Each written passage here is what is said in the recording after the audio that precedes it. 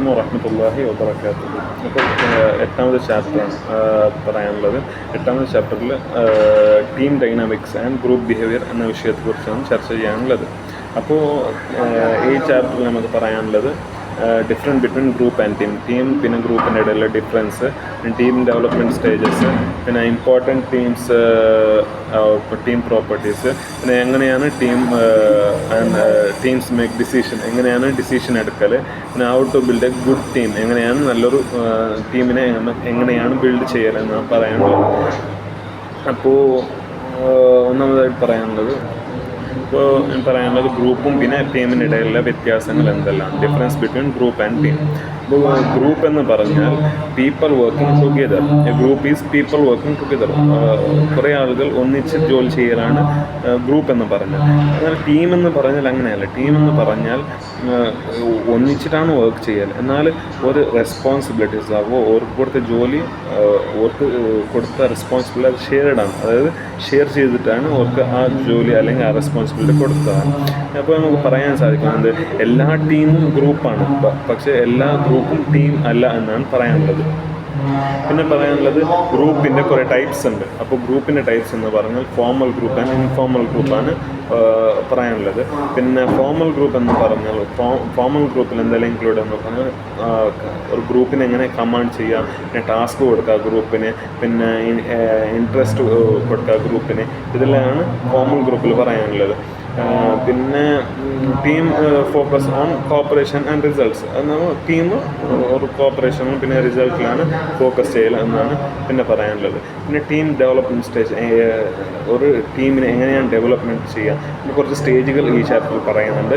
ആ ചാപ്റ്റർ ഏതെല്ലാം പറഞ്ഞാൽ ഒരു ബ്രൂസ് ടക്മാൻ എന്ന് പറയുന്നൊരു സ്കോളർ, അതായത് ഒരു സയൻസ് പറയുന്നതാണ് 5 സ്റ്റേജ് പറയുന്നുണ്ട്. ടീം ഡെവലപ്മെൻറ്റിലുള്ള 5 സ്റ്റേജസ് പറയുന്നുണ്ട്. അപ്പോൾ ഒന്നാമത്തേതാണ് ഫോമിങ്, അതായത് ഫോമിങ്, എങ്ങനെയാണ് ഒരു ടീം എങ്ങനെയാണ് ഉണ്ടാക്കൽ. രണ്ടാമത് സ്റ്റോമിങ്, നോമിങ്, പിന്നെ പെർഫോമിങ്, അതായത് എങ്ങനെയാണ് ആ ടീം വർക്കിനെ നല്ല നിലക്ക് എങ്ങനെയാണ് കൊണ്ടുപോകൽ. പിന്നെ അഡ്ജോയിനിങ്, ടീം വർക്ക് എങ്ങനെയാണ് ഒരു എൻഡിലേക്ക് എത്തൽ എന്ന് പറയുന്നതാണ് അഡ്ജോയിനിങ് എന്നുള്ളതാണ് 5 സ്റ്റേജസ്. പിന്നെ പറയാനുള്ളതാണ് ഗ്രൂപ്പ് പ്രോപ്പർട്ടീസ്, അതായത് ഒരു ഗ്രൂപ്പിനുള്ള പ്രോപ്പർട്ടീസ് എന്തെല്ലാം. 4 important group properties decide team work. ഒരു ടീം സക്സസ്സിന് 5 ഗ്രൂപ്പ് പ്രോപ്പർട്ടീസ് ഉണ്ട്, അതാണ് തീരുമാനിക്കുന്നത്. ഒന്നാമത് തന്നെ roles. Every one should know their duty. എല്ലാവർക്കും ഒരു സ്വന്തം ഡ്യൂട്ടി,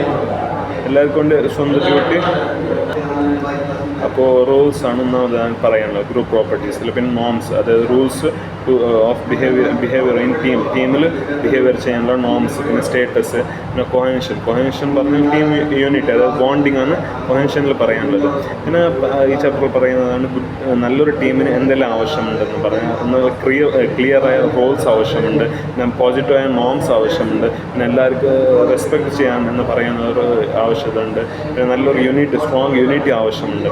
പിന്നെ പറയാനുള്ളതാണ് ഈ ചാപ്റ്ററിൽ ഗ്രൂപ്പ് ഡിസിഷൻ മേക്കിംഗ്, നല്ലൊരു ഗ്രൂപ്പ് ഡിസിഷൻ എങ്ങനെ ചെയ്യലാണ്. Teams can make good and bad decision. ഒരു ടീമിന് ഒരു നല്ല ഗുഡായ ഡിസിഷനും എടുക്കാൻ സാധിക്കും, ബാഡായ ഡിസിഷൻ എടുക്കാനും സാധിക്കും. അപ്പോൾ ഇതിൻ്റെ അഡ്വാൻറ്റേജസ് എന്തെന്ന് പറഞ്ഞാൽ കുറേ ഐഡിയാസ് കിട്ടും, പിന്നെ നല്ല ബെറ്ററായ സൊല്യൂഷൻസ് കിട്ടും, പിന്നെ ടീം സപ്പോർട്ട് കിട്ടും. പിന്നെ ഇതിലുള്ള പ്രോബ്ലംസ് എന്തെന്ന് പറഞ്ഞാൽ ഗ്രൂപ്പ് തിങ്ക്, പിന്നെ സോഷ്യൽ ലോഫിങ്, പിന്നെ ഡോമിനൻ്റ് മെമ്പേഴ്സാണ് ഇതിനുള്ള പ്രോബ്ലംസ്. പിന്നെ ഡിസിഷൻ മെത്തേഡിൽ നമുക്ക് പറയാനുള്ളത് ബ്രെയിൻ സ്ട്രോമിങ്, പിന്നെ നോമിനൽ ഗ്രൂപ്പ് മെത്തേഡ്, പിന്നെ ഡിസിഷൻ വിത്ത് റൂൾസ്, ഇതെല്ലാം പറയാനുള്ളതാണ് ഡിസിഷൻ മെത്തേഡ്സിൽ. പിന്നെ ലാസ്റ്റ് 5ാമത്തെ പോയിന്റ്സ് നമുക്ക് പറയാവുന്നത് ബിൽഡിംഗ് എഫക്റ്റീവ് ടീംസ്. എങ്ങനെയാണ് നല്ല എഫക്റ്റീവായ ടീം ഉണ്ടാക്കുക, എങ്ങനെയാണ് ബിൽഡ് ചെയ്യാമെന്ന് പറയാനാണ്. എഫക്റ്റീവ് ടീംസ്, അതായത് നല്ലൊരു എഫക്റ്റീവായ ടീംസിന് എന്തെല്ലാം ആവശ്യമുണ്ട്, നല്ല ക്ലിയറായ ഗോൾസ് ആവശ്യമുണ്ട്, പിന്നെ നല്ല കമ്മ്യൂണിക്കേഷൻ സ്കിൽ ആവശ്യമുണ്ട്, പിന്നെ നല്ലൊരു ട്രസ്റ്റ് ആവശ്യമുണ്ട്, മ്യൂച്വൽ സപ്പോർട്ട് ആവശ്യമുണ്ട്. എങ്ങനെയാണ് ഒരു ടീമിനെ ഇമ്പ്രൂവ് ചെയ്യാമെന്ന് ചോദിച്ചാൽ നമുക്ക് പറയാനുള്ളതാണ് ടീം മീറ്റിംഗ്, നല്ല ഇടയ്ക്കിടയ്ക്ക് ഇങ്ങനെ മീറ്റിംഗ് വെക്കൽ, പിന്നെ നല്ല ക്ലിയറായ റോൾ ഉണ്ടാവില്ല, പിന്നെ ഫീഡ്ബാക്ക് ചോദിക്കൽ, പിന്നെ നല്ല റിവാർഡ് കൊടുക്കൽ, ടീം വർക്കിന് നല്ല റിവാർഡ് കൊടുക്കൽ, ഇതെല്ലാം ഒരു ടീമിന് നല്ല ഇമ്പ്രൂവ് ചെയ്യാൻ സാധിക്കും. പിന്നെ സോൾവ് എന്തെങ്കിലും കോംപ്ലക്സ് ഉണ്ടായാലും അതിനെ എത്രയും പെട്ടെന്ന് ഇങ്ങനെ തീർക്കലാണ് ടീം വർക്കിൻ്റെ ഇമ്പ്രൂവ് ചെയ്യാൻ പറ്റാൻ സാധിക്കുന്നത്. പിന്നെ അപ്പോൾ ഈ ചാപ്റ്റർ നമ്മൾ ചർച്ച ചെയ്തതാണ് teams are not automatic careful, അത് കെയർഫുള്ളായിട്ട് ഒരു ടീമിനെ ഉണ്ടാക്കലെന്ന് ഈ ചാപ്റ്റർ പറഞ്ഞു.